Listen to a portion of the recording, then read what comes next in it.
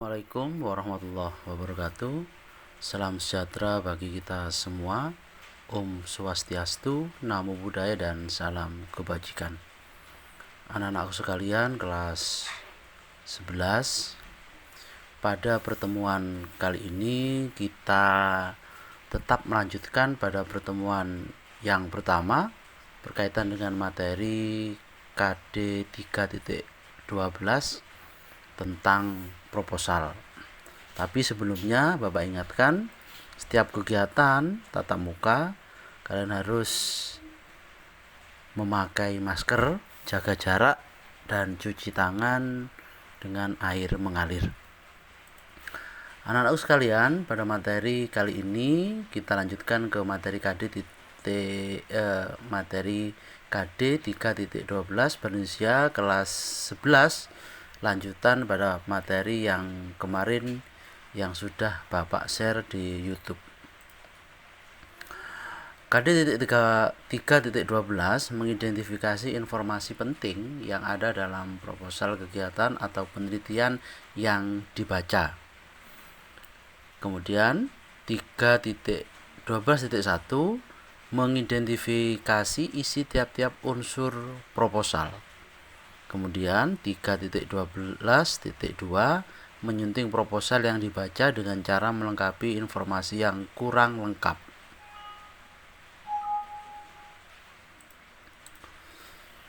Tujuan pembelajaran kali ini adalah menghayati dan mengamalkan materi proposal.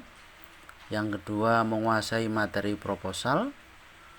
Yang ketiga, memahami, menerapkan, menganalisis pengetahuan faktual, konseptual, prosedural dari materi proposal. Yang keempat adalah mengolah, menalar, dan menyaji dalam ranah konkret dan ranah abstrak terkait dengan pengembangan dari materi proposal. Peta konsep KD 3.12 yang pertama adalah mengidentifikasi proposal, baik itu proposal kegiatan atau proposal penelitian. Kemudian ada bagian-bagian proposal. Bagian-bagian proposal itu terbagi menjadi dua, yaitu ciri-ciri proposal dan unsur proposal. Untuk berkaitan dengan informasi dalam proposal, itu kita bahas pada materi berikutnya. Kalau Bapak boleh mereview pada materi yang kemarin, bagian-bagian proposal penelitian itu terdiri ada 10 bagian yang pernah Bapak terangkan pada pertemuan yang pertama. Coba dilihat ya. Ini adalah mengidentifikasi bagian-bagian penting proposal, khususnya proposal penelitian. Ada latar belakang, rumusan masalah, tujuan, kontribusi penelitian, definisi operasional, tinjauan pustaka, metode penelitian, jadwal pelaksanaan, rencana anggaran, dan daftar pustaka. Atau bisa disederhanakan menjadi 7 bagian, tergantung dengan proposal penelitian apa. Nih. Kemudian coba kita amati masing-masing bagian proposal penelitian. Kita buka buku paket halaman 148. Kalau anak-anakku sekalian tidak mempunyai buku paket, maka bisa pinjam di perpustakaan sekolahan, atau kalian bisa download di Play Store, ketik langsung buku paket Bahasa Indonesia kelas 11. Maka akan muncul di sana. Coba kita buka buku paket halaman 148 berkaitan dengan proposal. Ya, mempersiapkan proposal. Di sini ada contoh proposal penelitian. Ya, judul proposal adalah Kadar Keilmuan Tulisan Siswa SMA Negeri 3 Tasikmalaya pada mading sekolah. Sama bagian-bagiannya, ada latar belakang dan sebagainya. Saya jelaskan lebih lanjut berkaitan dengan bagian-bagiannya. Latar belakang itu adalah suatu bagian di mana yang menjadi latar belakang atau terjadinya suatu kegiatan penelitian. Itu disebut dengan latar belakang. Kemudian perumusan masalah.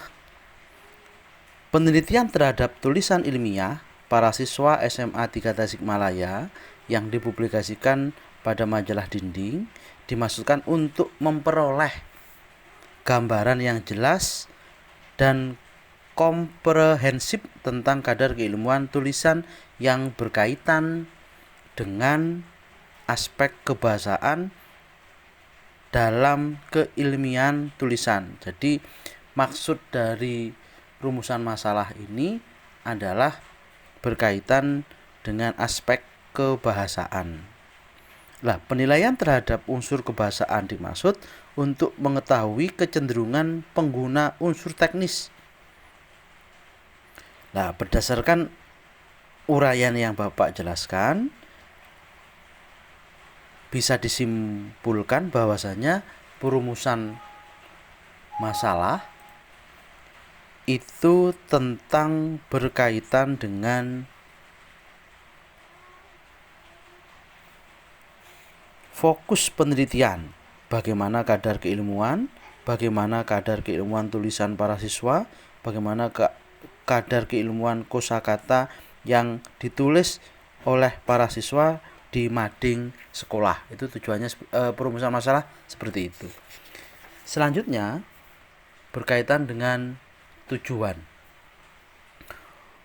Tujuan penelitian ini adalah untuk memperoleh arah penelitian. Dirumuskan tujuan penelitian. Contoh misalkan tujuan proposal penelitian itu antara lain untuk mengetahui kadar keilmuan isi tulisan, untuk mengetahui kadar keilmuan organisasi, untuk mengetahui kadar dan sebagainya dan sebagainya. Kemudian kontribusi penelitian. Kontribusi penelitian ini adalah hasil penelitian ini diharapkan dapat memberikan kontribusi bagi para siswa dalam menambah pengetahuan dan keterampilan yang berhubungan dengan tulisan, khususnya tulisan di mading. Kemudian definisi operasional. Apa itu definisi operasional? Definisi operasional adalah tulisan atau karangan yang tertulis yang menyajikan fakta umum dengan menggunakan metode ilmiah dan menggunakan aspek bahasa tulis yang disajikan secara singkat, ringkas, jelas, dan sistematis. Itu yang disebut dengan definisi operasional. Kemudian tinjauan pustaka. Tinjauan pustaka ini adalah referensi atau bahan untuk membuat atau meneliti sebuah kegiatan. Jadi tinjauan pustaka itu bahan atau referensi bacaan yang kalian butuhkan untuk membuat proposal penelitian. Kemudian metode penelitian. Metode penelitian ini adalah teknis atau cara bagaimana siswa dapat mengumpulkan data yang berkaitan dengan proposal penelitian. Dalam hal ini, penelitian itu menggunakan metode yang namanya deskripsi, karena tujuannya untuk mendeskripsikan kadar keilmuan isi tulisan. Kemudian jadwal pelaksanaan. Jadwal pelaksanaan ini adalah jadwal kegiatan jadwal kegiatan penelitian. Kemudian rencana anggaran ini adalah anggaran yang dibutuhkan dalam proposal penelitian. daftar pustaka. Daftar pustaka ini adalah buku atau bahan referensi bacaan yang diambil dari bacaan yang lain. Itu disebut dengan daftar pustaka. Anak-anakku sekalian, setelah kita bahas panjang lebar berkaitan dengan proposal penelitian, maka kita lanjut ke proposal kegiatan. Saya yakin anak-anak sekalian dulu pernah membuat suatu kegiatan di sekolah, baik itu kegiatan keagamaan, kegiatan pentas seni. Maka sebelum kegiatan itu berlangsung atau diadakan, maka anak-anak sekalian harus membuat sebuah proposal kegiatan. Unsur proposal kegiatan. Coba kita lihat contoh unsur proposal kegiatan. Setiap unsur atau bagian proposal kegiatan itu tidak sama karena mengacu atau menyesuaikan pada kegiatan yang akan dilaksanakan. Di sini contoh proposal pelaksanaan pentas seni. Yang pertama adalah latar belakang, tujuan kegiatan, kemudian tema, macam-macam kegiatan, peserta yang mengisi pentas seni, peralatan yang dibutuhkan, waktu dan tempat pelaksanaan, susunan acara, kemudian susunan kepanitiaan, anggaran dana, dan penutup.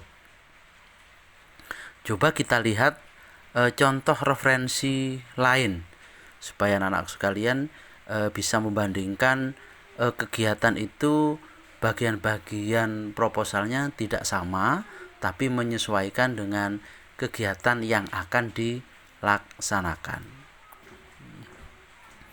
Coba di sini kita lihat. Ya, ini adalah konsep proposal kegiatan, namanya Presenter School Competition. Ya. Nah, di sini latar belakang Bapak ganti menjadi konsep dasar. Ya, konsep dasar. Hanya intinya sama, konsep dasar, kemudian tujuan diganti sasaran, kemudian tema diganti event, anggaran, peserta, pelaksanaan, pra-event. Ini kemudian ada technical meeting, ada tim dewan juri, pengisi acara, teknis penjurian, kemudian peralatan yang dibutuhkan, sponsor yang mendukung, dan penutup. Intinya anak-anakku, proposal kegiatan itu ada dua hal. Yang pertama, pemberitahuan untuk sekolah, yang kedua pemberitahuan untuk pihak sponsor. Ketika membuat proposal kegiatan, diharuskan untuk proposal yang ditujukan ke sponsor harus lebih menarik, jelas, dan singkat. Isi dari proposal kegiatan itu seharusnya harus mengedepankan produk sponsor. Ya, ini khusus untuk sponsor, proposal sponsor. Kalau yang ini untuk sekolahan. Tapi yang satu, yang ini untuk sponsor.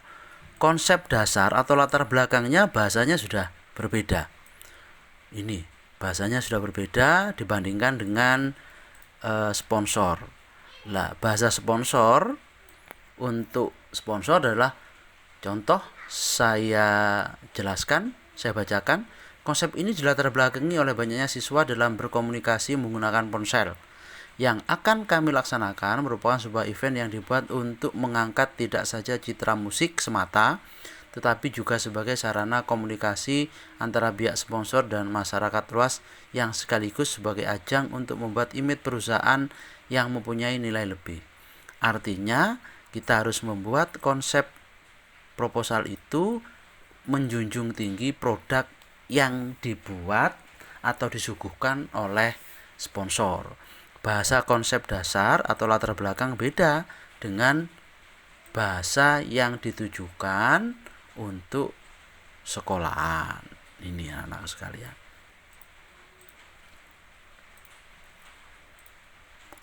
Ya, ini kemudian ciri-ciri proposal. Yang pertama, proposal dibuat sebagai rencana kerja dari kegiatan yang akan dilakukan. Sebagai pemberitahuan pertama suatu kegiatan, berisikan latar belakang dan tujuan-tujuan kegiatan. Yang terakhir adalah proposal itu berupa lembaran-lembaran pemberitahuan yang telah dijilid. Jadi lembaran-lembaran yang dijilid. Anak-anakku sekalian, demikian tadi pembahasan atau penjelasan dari Bapak yang berkaitan dengan proposal penelitian dan proposal kegiatan. Maka Bapak harapkan kalian harus bisa lebih mengembangkan lagi dengan membaca buku paket atau buku-buku yang lain yang berkaitan dengan proposal. Sekian dulu pada materi proposal kali ini. Terima kasih, tetap semangat. Jangan lupa dukung video Bapak di YouTube. Jangan lupa klik like, subscribe, comment, and share. Saya akhiri. Wassalamualaikum warahmatullahi wabarakatuh.